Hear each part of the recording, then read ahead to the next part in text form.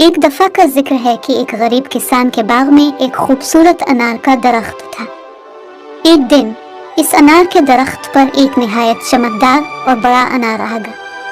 کسان نے سوچا کہ یہ انار ضرور خاص ہے، اس لیے اس نے اسے نہایت احتیاط سے اتارا اور اپنے گھر لے گیا۔ رات کو جب کسان سو رہا تھا، انار نے روشنی پھیلانی شروع کی۔ کسان کی آنکھ کھل گئی اور اس نے دیکھا کہ انار سے ایک حسین شہزادی نکلی۔ شہزادی نے کہا، میں انار کی شہزادی ہوں اور جادو کی طاقت رکھتی ہوں، میں تمہاری مدد کرنے آئی ہوں۔ کسان نے شہزادی کو اپنے گھر میں پناہ دی اور دونوں نے مل کر اپنی زندگی کو بہتر بنانے کا فیصلہ کیا۔ شہزادی کی جادوئی طاقتوں کی مدد سے کسان کا باغ خوبصورت اور خوشحال ہو گیا۔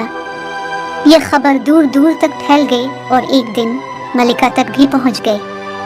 ملکہ کو معلوم ہوا کہ انار کی شہزادی کے پاس جادوئی طاقتیں ہیں، تو اس نے اپنی فوج کو حکم دیا کہ وہ شہزادی کو گرفتار کر کے محل میں لے آئیں۔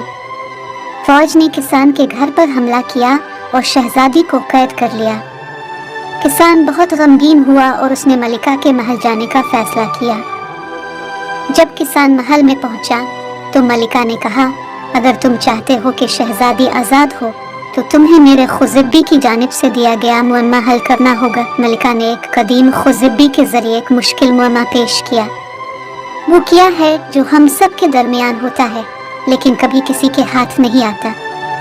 کسان نے معمہ پر غور کیا اور جواب دیا، وقت۔ ملکہ نے غصے میں آ کر کہا، یہ معمہ بہت آسان تھا لیکن تم نے اسے حل کر لیا، اب تمہیں میری آخری آزمائش کا سامنا کرنا ہوگا۔ اس نے ایک جادوئی پتھر نکالا جسے ایک جادوئی عمل کے ذریعے زندہ بنایا گیا تھا اور کہا کہ اگر کسان اس پتھر کو جادوئی چمک سے نجات دلانے میں کامیاب نہیں ہوا تو وہ پتھر بن جائے گا۔ کسان نے دل جمعی سے کوشش کی اور پتھر کے ساتھ چالاکی سے نمٹنے لگا۔ اس نے پتھر کے ارد گرد جادوئی چمک کو درست کرنے کے لیے اپنی عقل و دانش کا استعمال کیا۔